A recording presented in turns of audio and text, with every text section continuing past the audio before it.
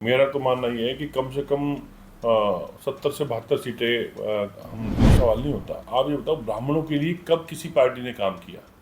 हुड्डा साहब ने जब कांग्रेस की सरकार थी दौलीदारी दी, बीजेपी ने आते ही छीन ली।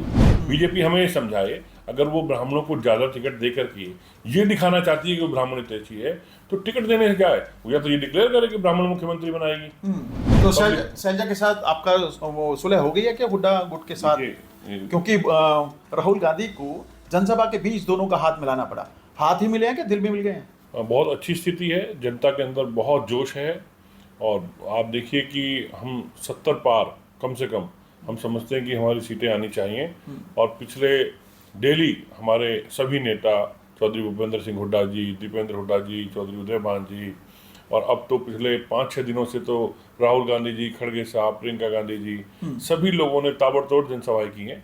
एक एक दिन में 8-8, 10-10, 5-5, 6-6, 12-12 प्रोग्राम भी किए हैं। तो और रोड शो किए हैं, और लोगों में बड़ा उत्साह है। मतलब लोग तो हर सीट पे ही जीता हुआ डिक्लेयर कर रहे हैं। लेकिन मैं, ठीक है, लोकतांत्रिक व्यवस्था है, तो मेरा मानना है कि बड़े भारी बहुमत से पार्टी सत्ता में आने जा रही है। लेकिन शुरुआत में 6 महीने पहले लग रहा था, जैसे ही लोकसभा चुनाव गुजरे उसके बाद तुरंत ये लगने लगा था कि हरियाणा में कांग्रेस की सरकार, पूर्ण बहुमत की सरकार आ रही है, 70 से पार सीटें होंगी। जैसे जैसे वक्त गुजरा और अब मौजूदा वक्त की अगर मैं बात करूं, तो लग रहा है कि कांग्रेस 50 या 55 सीटों के इर्द गिर्द सिमट रही है। तो ये जो कम हो रहा है मार्जिन, इसके पीछे क्या कुछ वजह समझते हैं आप? नहीं, मैं नहीं मानता कि मार्जिन कहीं भी कम होगा। मेरा तो मानना ये है कि कम से कम 70 से 72 सीटें हम इस चुनाव में जीतने जा रहे हैं। कोई ऐसा परसेप्शन अगर आपके माइंड में है तो मैं आपसे समझना चाहूँगा। लेकिन जो मैंने विजिट किए हैं हरियाणा में, मुझे कोई ऐसा कहीं पे भी ऐसा नहीं दिखाई दिया। कुछ सीटें हो सकती हैं जो पारंपरिक तौर पे हम शायद नहीं जीत पा रहे हों, उन पे नहीं आ पाए, लेकिन लगभग सभी सीटों में, मतलब 70 पार पे हम जा रहे हैं। हरियाणा का जो चुनाव है वो कास्टिज्म के आधार पर होता है, तो कैसा जातिगत समीकरण रहने वाला है, अगर कुछ समझा पाए हमारे दर्शकों को आप? तो देखिए, कांग्रेस पार्टी छत्तीस बिरादरी की पार्टी है, और कांग्रेस ने कभी जातिवादिता पर आधारित राजनीति नहीं करी। हमेशा हमने मुद्दों की राजनीति करी, देश की और प्रदेश के हित की राजनीति करी, और उन सब मुद्दों को लेकर के हम आगे बढ़ रहे हैं। भय, भ्रष्टाचार और विकास, ये हमारा मेन मुद्दा है। सड़क, पानी, बिजली, ये हमारा मुद्दा है। किसानों की सुविधाएं हमारा मुद्दा है। बेरोजगारों को रोजगार देना हमारा मुद्दा है। महिलाओं को सुरक्षा देना हमारा मुद्दा है। ये जातिवादिता तो काम बीजेपी का काम है। ये हमारे किसी खाते में या किसी कोने पे हमारी पार्टी में नहीं लिखा है। टिकट वितरण की बात करूं, हालांकि अब बहुत देर हो चुकी है। टिकट वितरण में जहां भारतीय जनता पार्टी में भगदड़ का माहौल था, उनको भी भीतरघात का सामना करना पड़ रहा है। तो वहीं कांग्रेस ने भी फरीदाबाद के अंदर ललित नागर, शारदा राठौर और ऐसे तमाम नेता हैं जो कि बागी विधायक के तौर पर या फिर बागी उम्मीदवार के तौर पर अपनी किस्मत आजमाने में लगे हैं। क्या लगता है ये जो नेता हैं जो बागी के तौर पर कांग्रेस को परेशान कर रहे हैं, समीकरण बिगाड़ सकते हैं?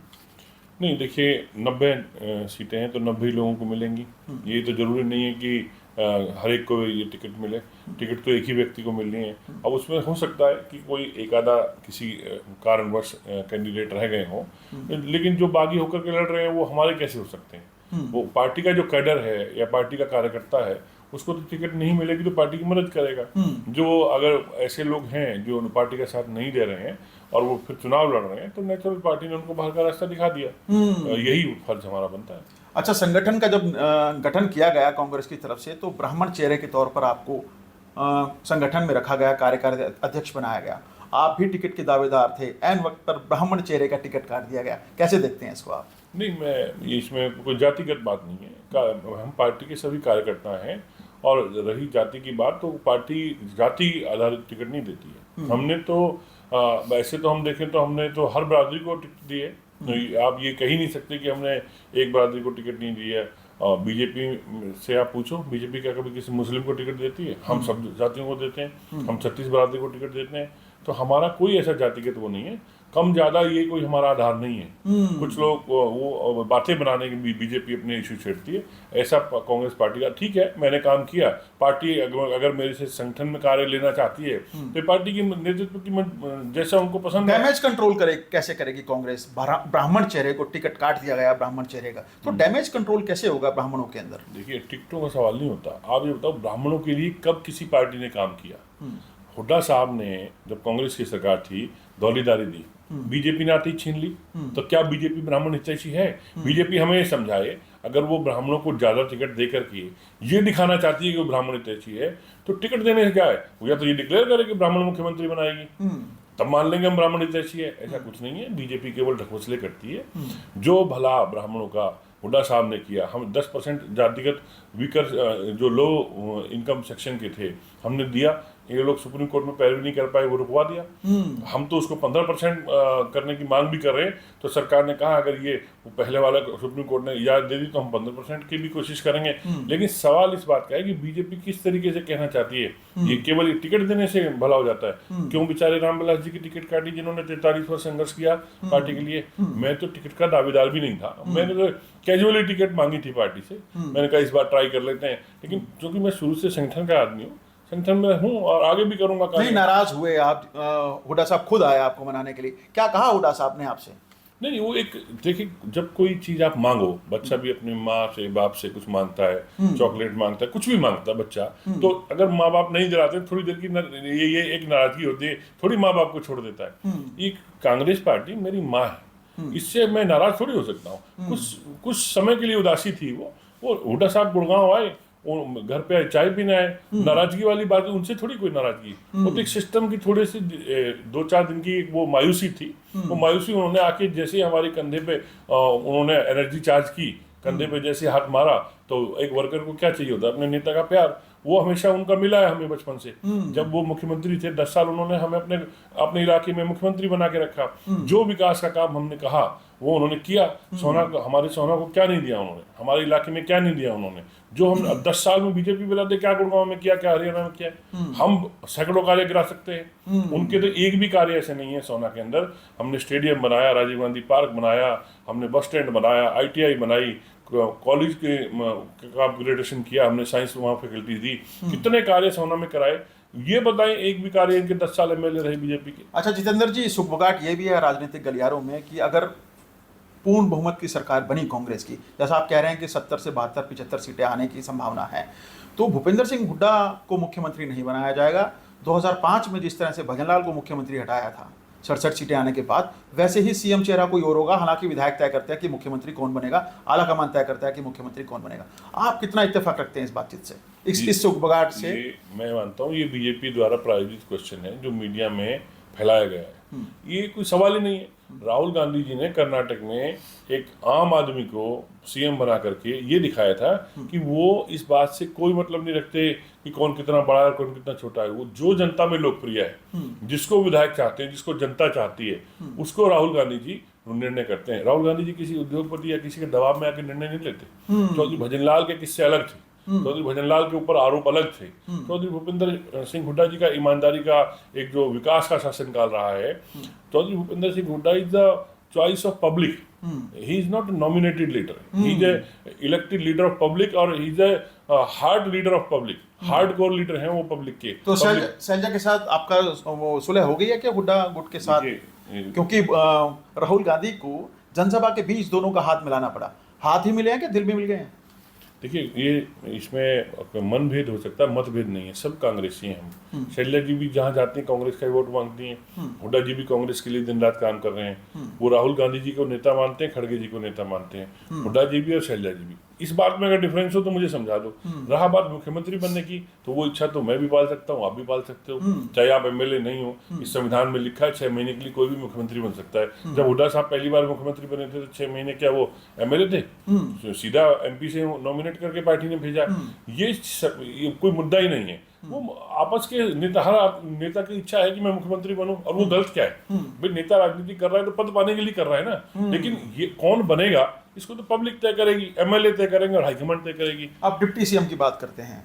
दीपेंद्र हुड्डा आए थे बादशाहपुर विधानसभा में, उन्होंने बोला कि वर्धन यादव जब जीत के जाएगा चंडीगढ़ तो खाली हाथ वापस नहीं आएगा। डिप्टी CM की चर्चा तेज हो गई कि डिप्टी CM बनाया जा सकता है। वहीं दूसरी तरफ चिरंजी राव, जो कि पहले एक बार विधायक रहे हैं, दूसरी बार उन्होंने जब टिकट भी नहीं मिला था तो उन्होंने बोला कि मैं डिप्टी CM पद का दावेदार हूँ। तो क्या दक्षिण हरियाणा से इस बार हरियाणा को डिप्टी CM मिलने वाला है अगर कांग्रेस की सरकार बनती है तो?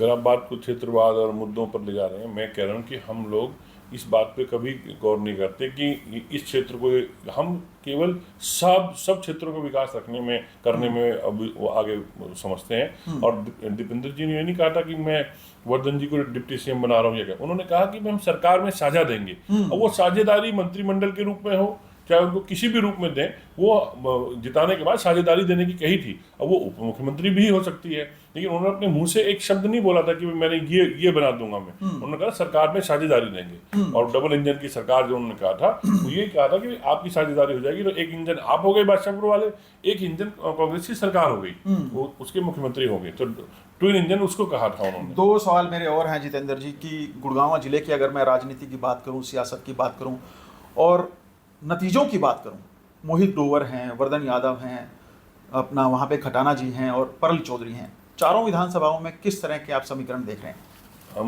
मुझे लगता है हम चारों विधानसभा जीतने जा रहे हैं।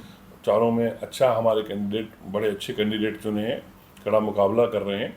जीत हार तो देखो किस्मत की होती है और जनता ने तय करनी है, लेकिन हमें चारों सीटों पे बड़ी अच्छी संभावनाएं नज़र आती हैं। जो मैं आपको बता रहा हूँ कि 70+ सीटें आ रही हैं। तो ठीक है कि जनता लास्ट में कुछ साइलेंट वोटर भी होते हैं, इधर से उधर 2% भी हो जाते हैं तो फर्क पड़ जाता है। कई बार ऐसा होता है कि मत हमारे ज़्यादा आए होते हैं, सीट किसी और की ज़्यादा आ जाती है।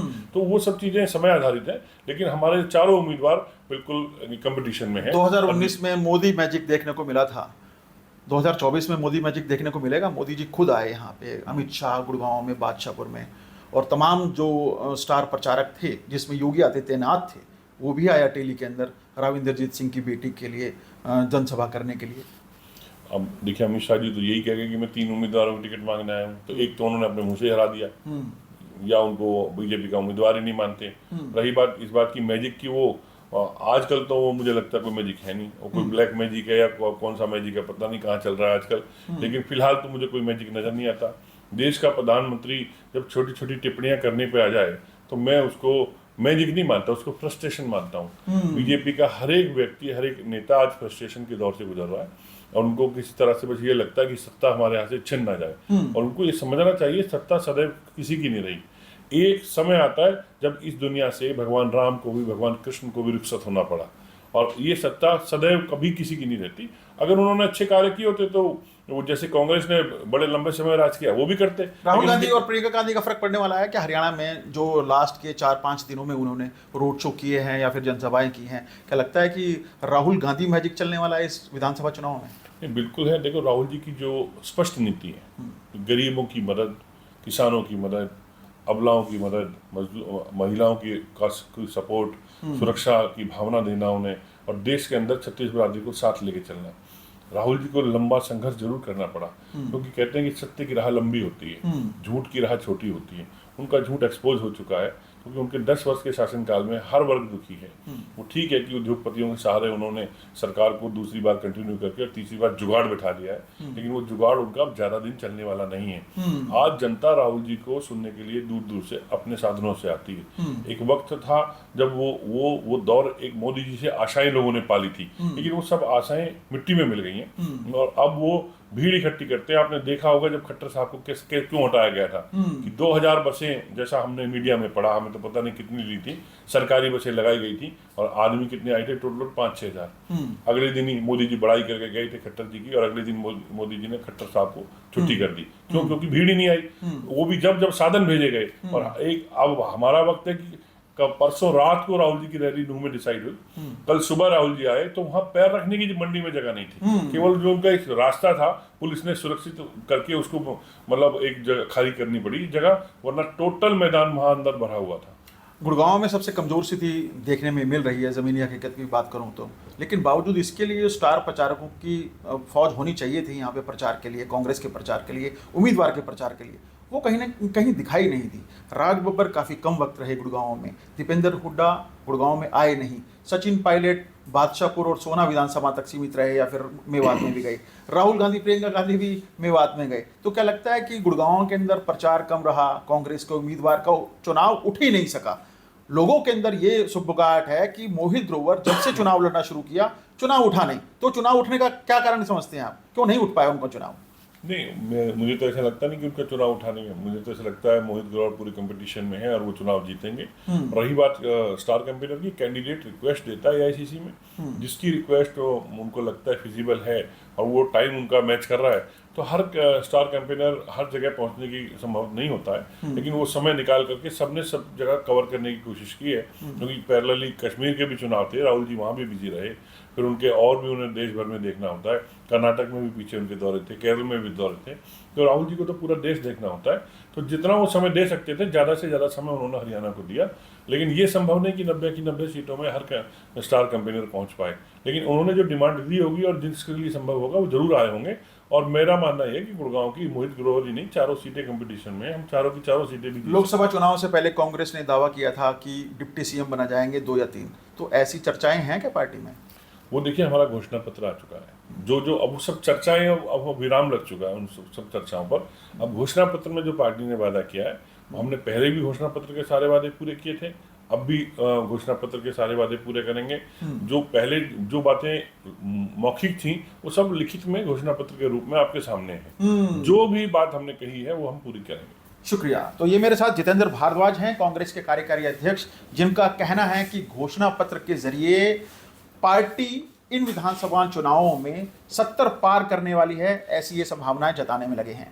कैमरामैन प्रवीण कुमार के साथ नीरज वशिष्ठ, गुरुग्राम, हरियाणा तक।